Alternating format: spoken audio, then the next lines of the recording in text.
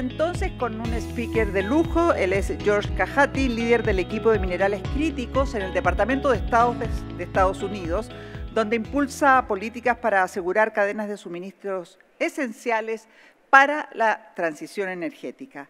George coordina la participación de Estados Unidos en la Alianza para la Seguridad de los Minerales. Con más de una década de experiencia, ha trabajado en temas de minerales en conflicto y sanciones financieras. Damos la bienvenida con este aplauso a nuestro invitado, al señor George Cajati.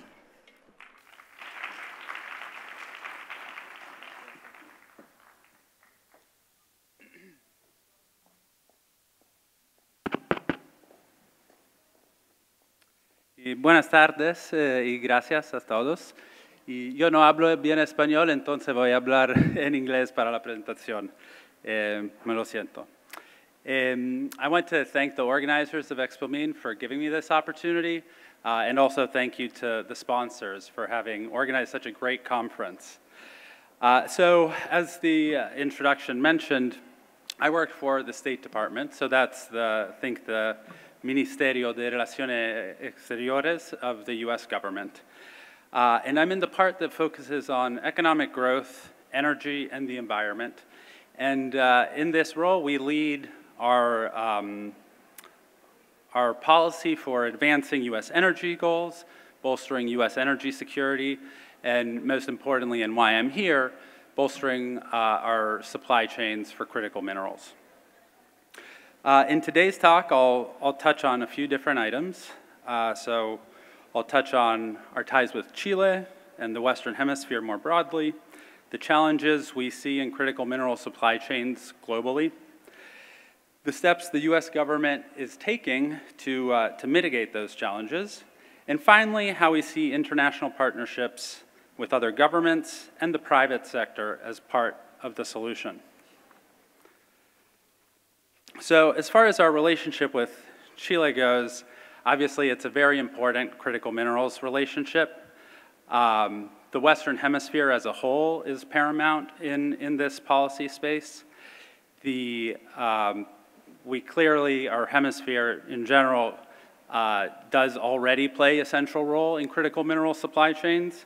Nations like our host Chile, but also Argentina, Brazil, Mexico, Panama, Peru, just to mention a few, are incredibly important because of their reserves for critical minerals and also their current production.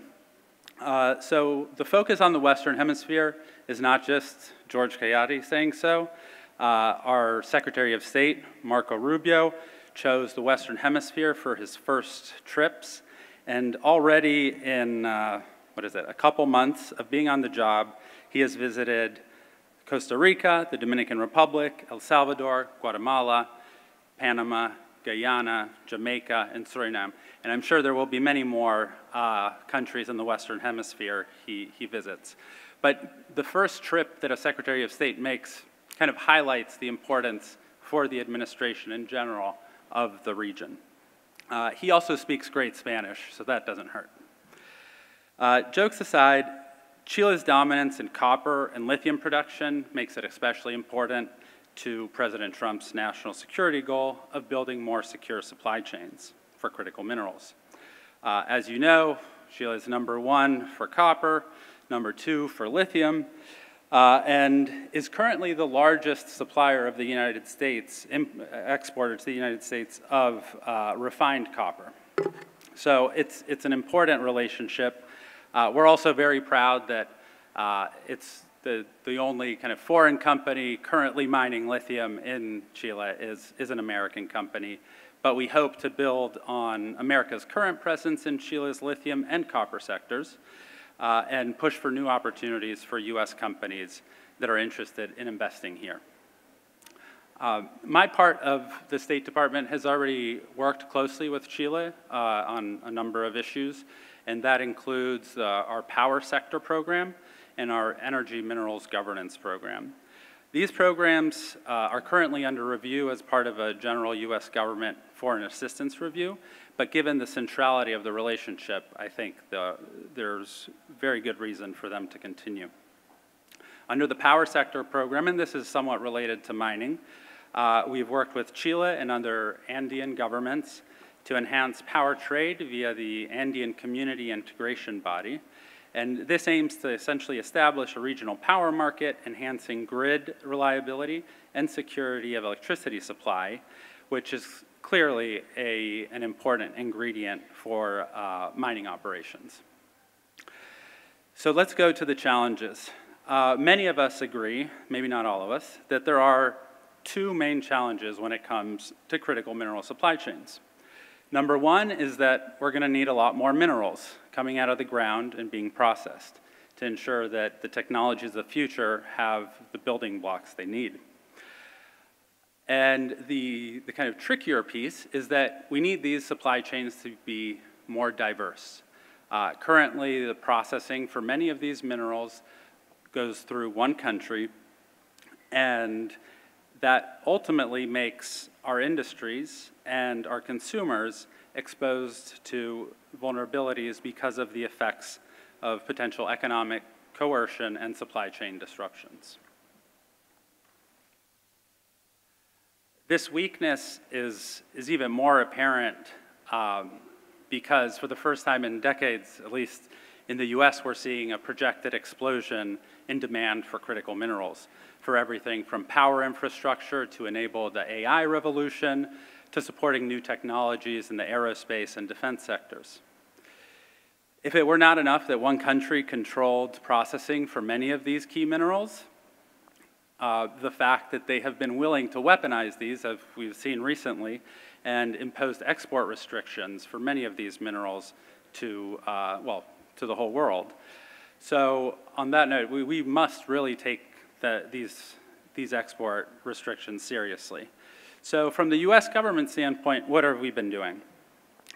Because of kind of this reality, the threat, the vulnerability, within the first few months of being president, Trump has signed 2 executive orders, one on unleashing American energy, issued on January 20th, so the day he came into office, and the second on March 20th on immediate measures to increase American mineral production.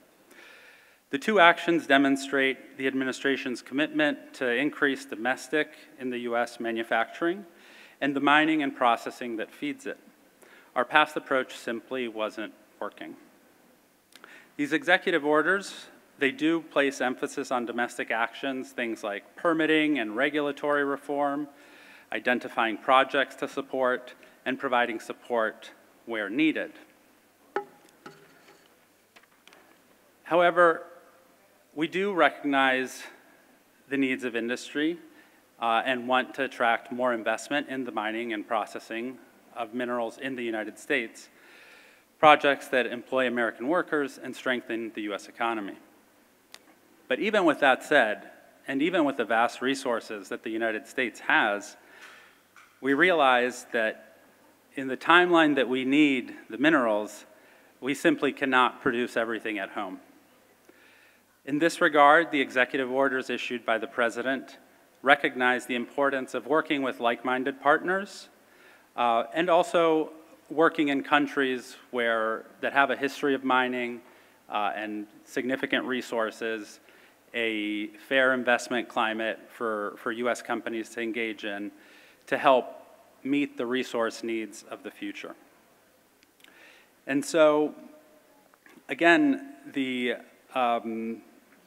domestic kind of production goals of the administration do see a role for foreign sources to complement the manufacturing resurgence that we hope to see in the United States. And while, of course, we welcome our international partners investing in the US, we also see clear reasons to support mining and processing projects overseas that can help feed into US-based manufacturing. We'd love to see US companies doing this work. The President has asked us for recommendations on how to make US companies more competitive in processing and mining in other countries. But we're also willing and happy to work with companies from other countries. And we think that even working with US companies will ultimately strengthen critical mineral supply chains worldwide. So all the actions the Trump administration has taken kind of compose a multifaceted approach to bolstering supply chain security and securing the building blocks for our energy infrastructure and industrial base. This will, I think, contribute significantly to prosperity in the United States and elsewhere.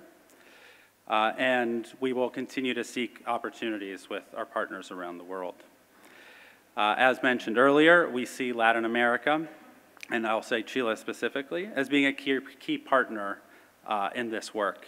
And I think having a big U.S. pavilion here at ExpoMin shows kind of the dedicated role that American companies kind of play in this space and the interest for that to grow. And on that note, we do recognize that none of this can happen without the private sector. The U.S. does not have a mining company yet. We do recognize that our role is really to facilitate and support private sector investment. And so what we've been doing at the State Department is helping to facilitate conversations between foreign companies, project owners in foreign countries, with the tools that the U.S. government has to fund projects, whether that be providing loans, providing equity, although the equity piece is a little more difficult, or providing political risk insurance. So in that list, we have, I'd say, 3 main entities, let's say 4. I'll start with the easiest one is the U.S. Trade and Development Agency. They can fund feasibility studies, so kind of very early stage, small grants for projects that need to kind of study the feasibility and economics of a project before it gets moving. But then we have the Export-Import Bank of the United States. Historically, or for the past 60, 70 years, EXIM, which is how we refer to it, has focused on U.S. exports. However, today, and since January, they've unleashed a new tool called the Supply Chain Resiliency Initiative. With this tool, EXIM intends to use the import authorities that are part of its name but have not been exercised for a long time. And what that means is they can provide loans to projects anywhere, essentially, in the world where they're allowed to operate, as long as that project has an offtake agreement with a US-based company. So technically speaking, they could provide a loan to a copper mine in Chile as long as they can demonstrate they have a long-term offtake agreement with a US entity in the United States. The Development Finance Corporation has also been identified as an agency that needs to work more in this space from this administration. They are up for reauthorization, which means that Congress needs to essentially authorize their charter again this year. But there's going to be room to make them more flexible, especially when dealing with supply chains for critical national security reasons. So I would definitely keep an eye on where that conversation goes, although the DFC has historically not really been able to operate in Chile. Of course, it still does in many countries in the Western Hemisphere. Finally, I'd highlight another office, and this one's in the Department of Defense. I know that can sound scary, but it's actually called the Office of Strategic Capital, and they have loan authority for projects that are important for national security. We've talked to the folks at the Office of Strategic Capital, and they're certainly interested in critical minerals. And so definitely a potential avenue for that kind of a conversation. So ultimately, the bottom line is, me as the State Department, I'm the person talking to the foreign governments, foreign companies, and if you do have a project, ideally that's kind of past definitive feasibility study, and you think it meets the diversifying supply chain goals that I've stated, then feel free to reach out, and we'll be happy to help kind of learn more about the project and see what the best avenues for engagement may be. And sometimes they may be that it's not a good fit, but it's always worth having that conversation. So I'd just like to finish up by reiterating that critical minerals are crucial for our nation's economic and national security. I think they are for many countries' security. We do want to eliminate the vulnerabilities we see in current supply chains to avoid disruptions, whether they be from natural disasters or from actions by geopolitical rivals. And for this reason, I think partnerships across this hemisphere with reliable partners to ensure secure supply chains for critical minerals will be central. And with that, just wanted to thank the organizers again. Thank you all for joining and listening to me. And I hope to see you around the conference to have more conversations. So, muchas gracias a todos.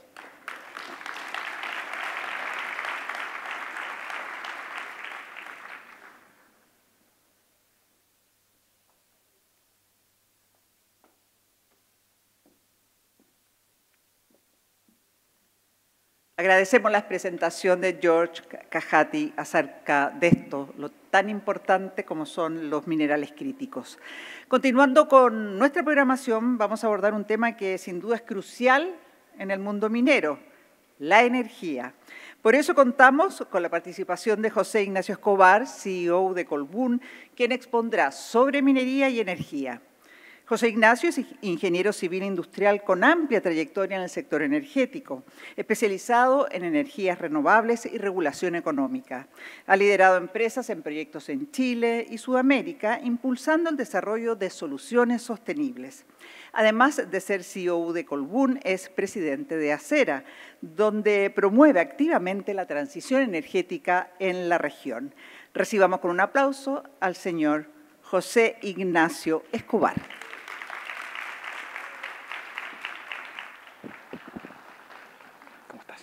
Muy bien. ¿Se escucha o no? Sí. A ver, este el aparatito. Sí. Bueno, buenas tardes. Justo a la hora después del almuerzo, así que no es fácil, pero vamos a tratar de hacer una presentación entretenida, sobre todo para proveerles de insumos al panel que viene después, que es el panel un poco de minería, energía, hidrógeno verde, energía renovable.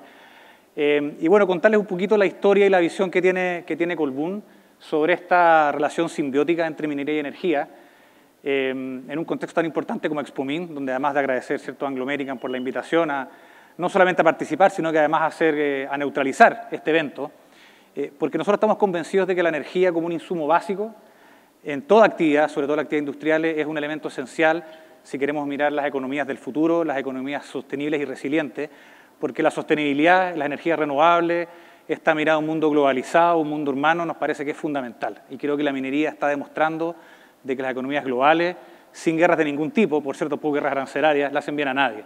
Finalmente somos los ciudadanos los que más sufrimos con todo lo que pasa en el mundo, y creo que la minería, y lo hablábamos en el almuerzo también, ha demostrado justamente eso, una mirada global, una mirada de sostenibilidad, una mirada de la importancia de la sostenibilidad en todos sus ámbitos, la sostenibilidad medioambiental, la sostenibilidad económica, queremos hacer de estos buenos negocios para todos y para los países también, y también la sostenibilidad en términos de seguridad de suministro, ¿cierto?, de autonomía e independencia energética, que es algo tan importante.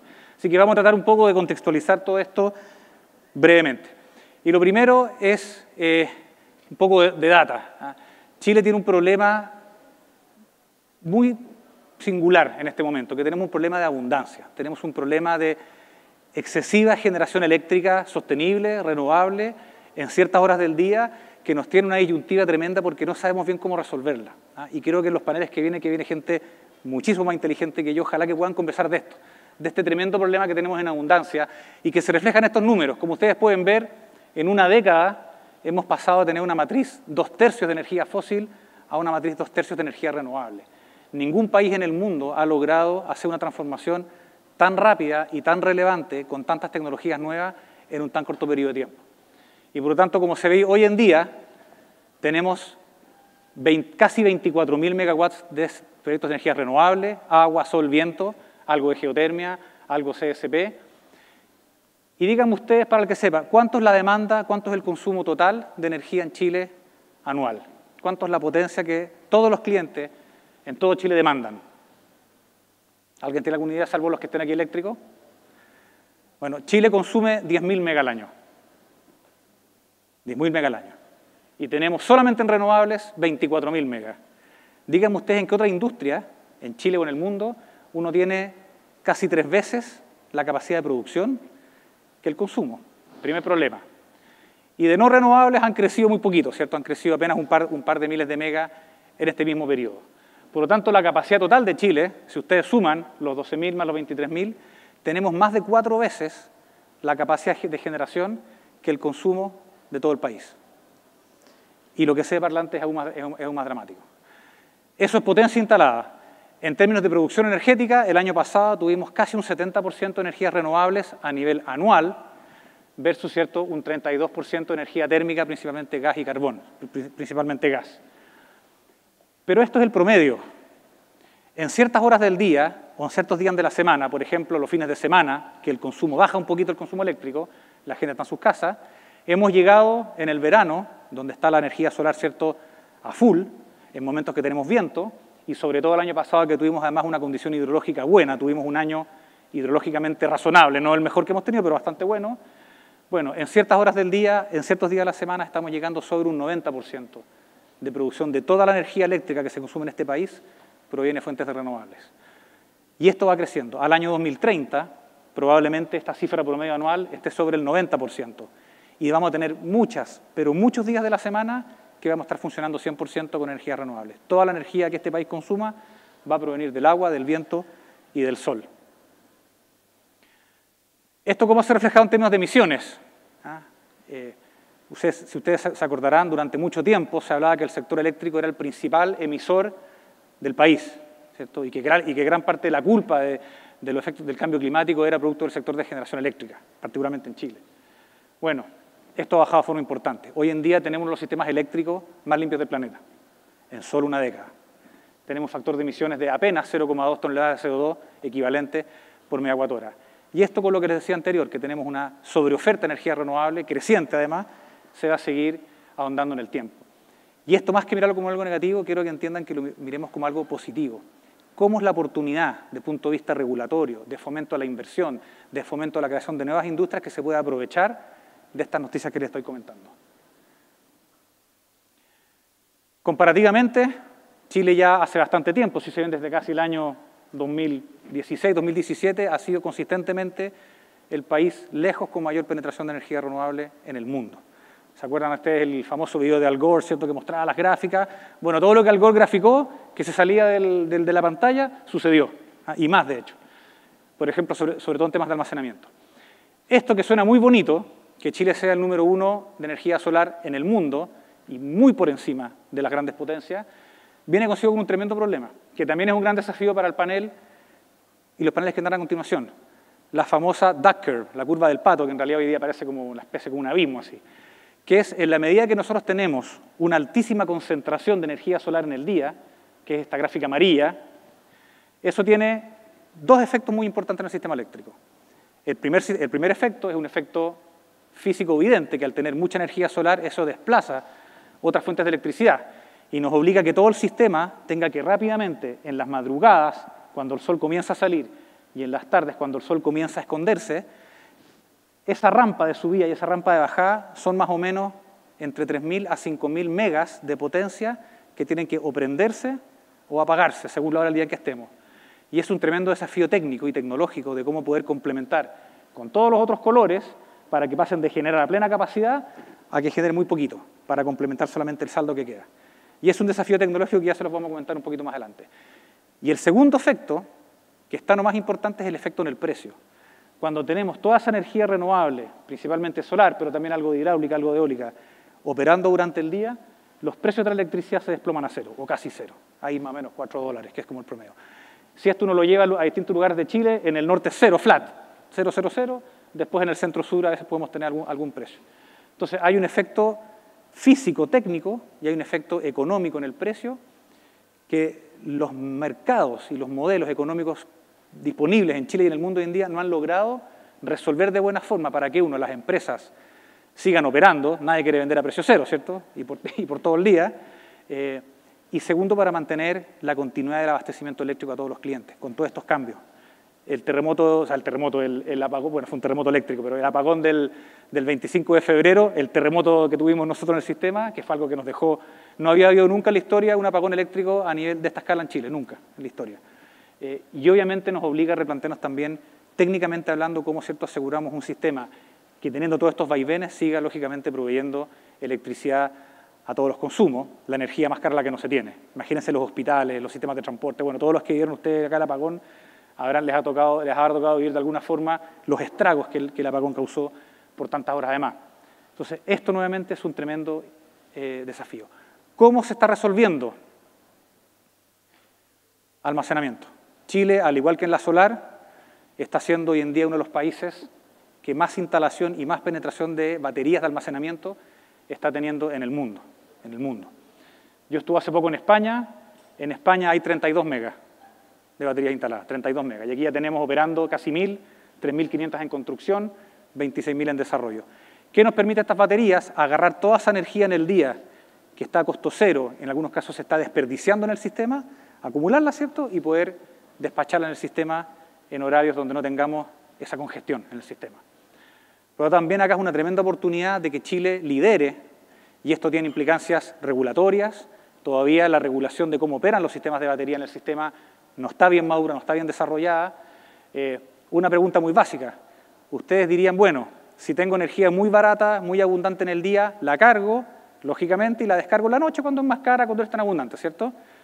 Bueno, guess what? Nosotros somos un sistema coordinado. Las empresas generadoras no deciden por cuenta propia lo que hacen y cuándo generan, eso lo hace el coordinador eléctrico. Es el coordinador el que tiene que decidir por uno, hasta cierto punto uno tiene cierto nivel, pero es el coordinador que coordina tus activos. Por tanto, lo que parece evidente de que yo cargo cuando es barato y descargo cuando es caro, no es tan evidente.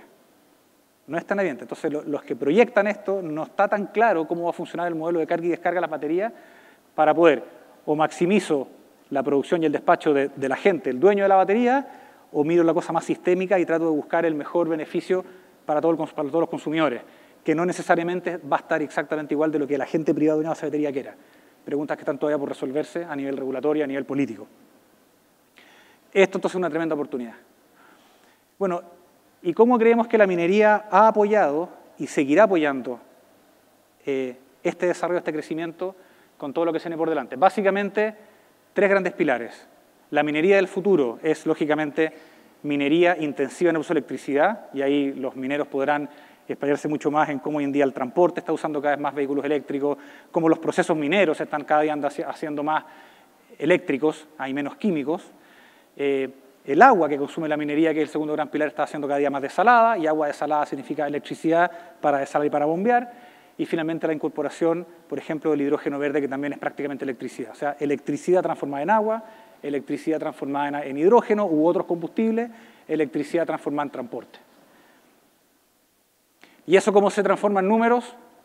Bueno, aquí tenemos algunas estimaciones, cada uno tendrá sus estimaciones, pero básicamente cobre utilizado en paneles solares, vehículos eléctricos, sistemas de almacenamiento, se cree que va a llegar a una demanda total de unos 20 millones de toneladas al año 2050. 20 millones de toneladas de cobre solamente para estos usos.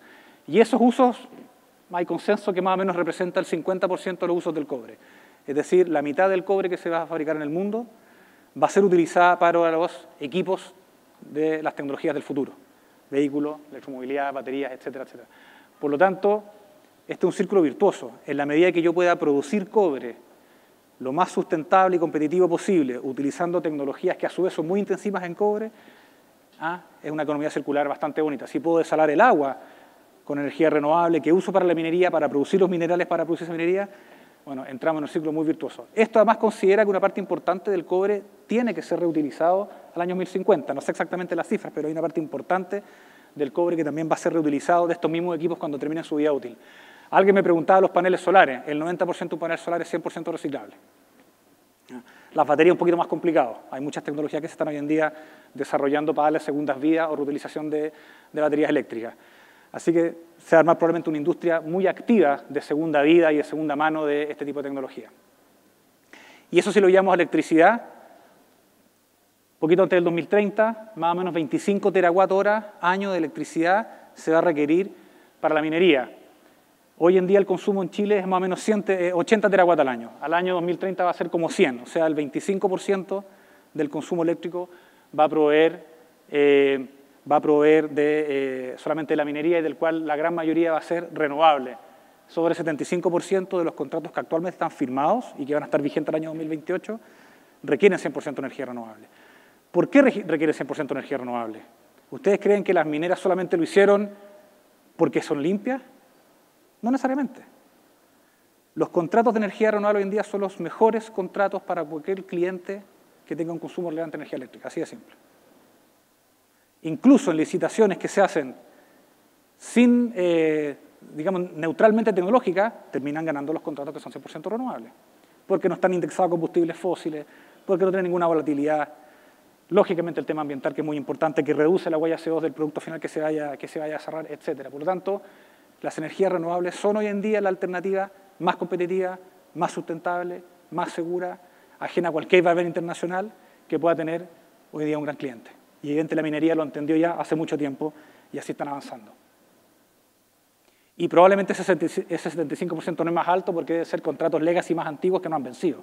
Cuando esos contratos venzan, van a ser todos renovables, se los puedo garantizar. ¿Cómo está el agua? Acuérdense, minería 25 teras, que más o menos un cuarto de la energía que consume todo el país. Si le agregamos el componente de agua, estas son algunas estimaciones de cuánta energía eléctrica va a demandar la desalinización para consumo minero hacia el futuro. Y como se ve, a esos 25 teras hay que agregarle unos 5 teras adicionales solamente por agua.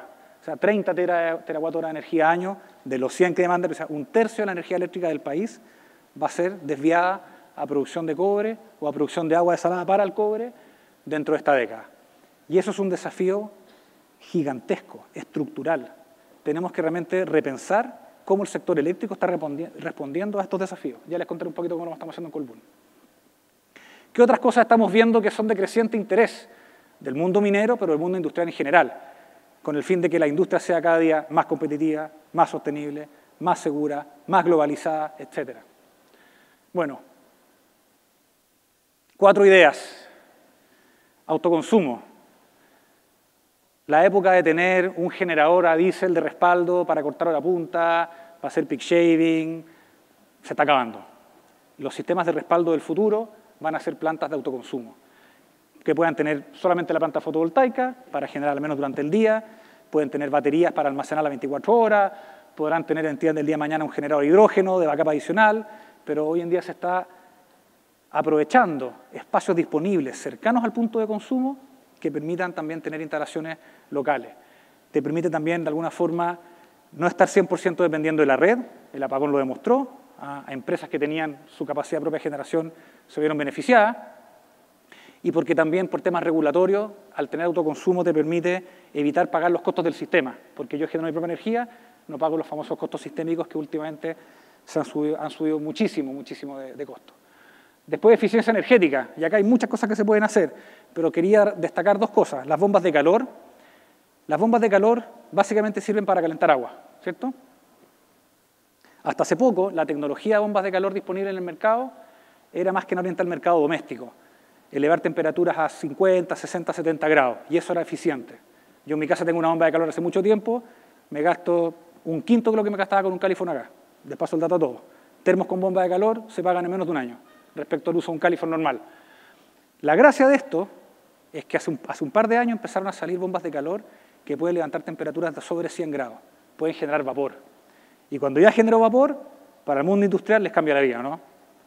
Hoy en día, procesos industriales que requieran calor o que requieran vapor, se pueden hacer con bombas de calor, a un cuarto o a un quinto del costo que quemando algún combustible.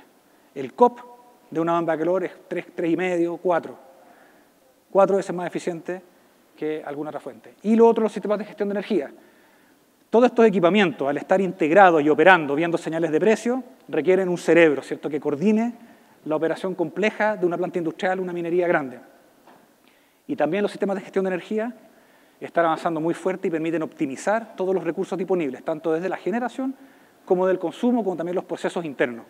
Hoy en día el 72% de las grandes mineras del cobre ya tienen sistemas de gestión de energía. Sería interesante preguntarles cuál ha sido, luego de algunos años de historia, cuánto realmente han podido optimizar sus consumos, bajar los costos, ser más eficientes. Electromovilidad. La verdad es que no voy a entrar en detalle. Todo el mundo sabe que la electromovilidad ya vino, ya llegó para quedarse. Aquí uno ve un montón de equipamientos que hoy en día son eléctricos. Nuestra visión es que hay ciertos procesos de transporte que quizás no se electrifiquen, que quizás pasen directamente a amoníaco verde u otra solución, pero muchos otros se están a electrificar. Todo lo que se pueda electrificar en la electromovilidad se va a electrificar, porque nuevamente el costo de uso de eso está entre un quinto y un sexto más barato que el equivalente en combustible. Hagan la prueba, hagan los números con auto eléctrico y van a ver lo que les estoy diciendo.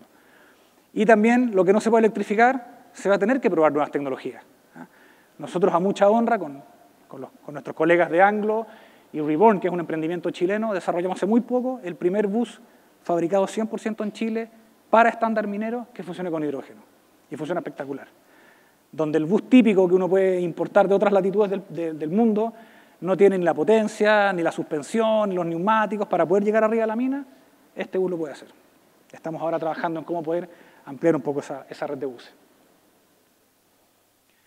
Entonces, bueno, ¿cómo creemos que las empresas eléctricas tenemos que prepararnos para esto que se viene en demanda de nueva energía, con más requerimientos? Primero, Colbún, somos una empresa chilena, que hemos tenido una larga historia de desarrollo de la minería en Chile. Tenemos de todas las tecnologías disponibles, tenemos un 70% de capacidad instalada renovable, agua, viento, sol, baterías hoy en día también. Tenemos un 30% de energía térmica, 5.000 megas de capacidad instalada. Y a mucha honra, al igual que la gran minería, estamos presentes en los indicadores más importantes de sostenibilidad del mundo, Dow Jones, Ernst & Young, etc.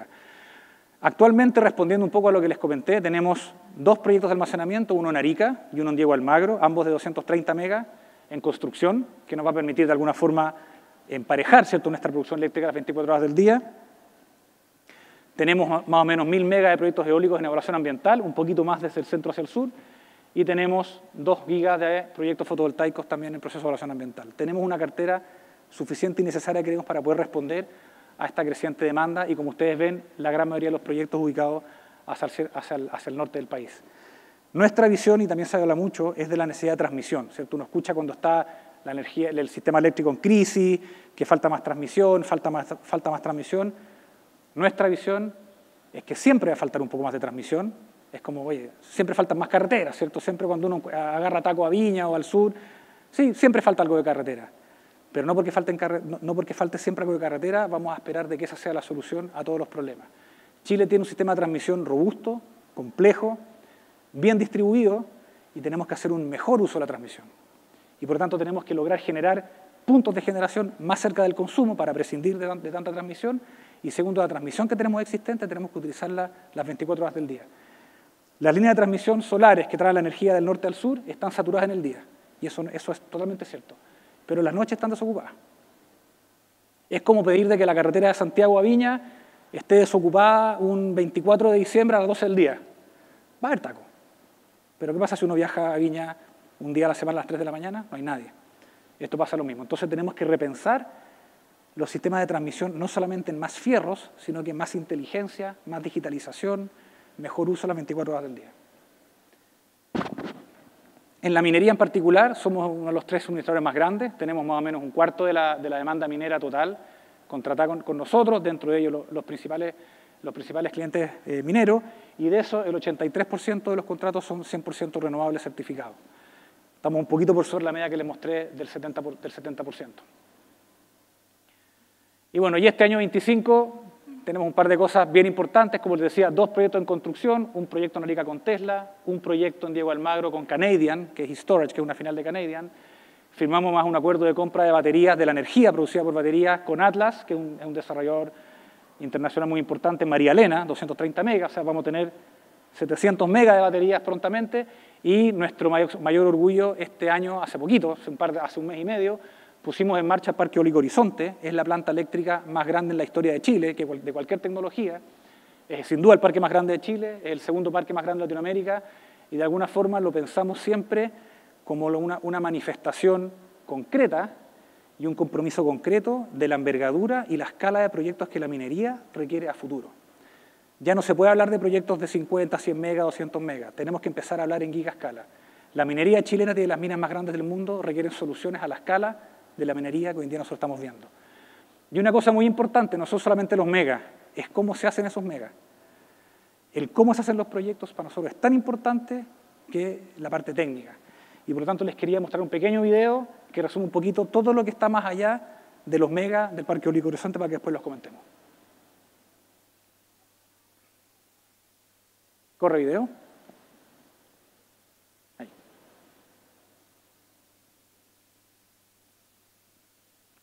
Está el audio, ¿no? La caseta de audio.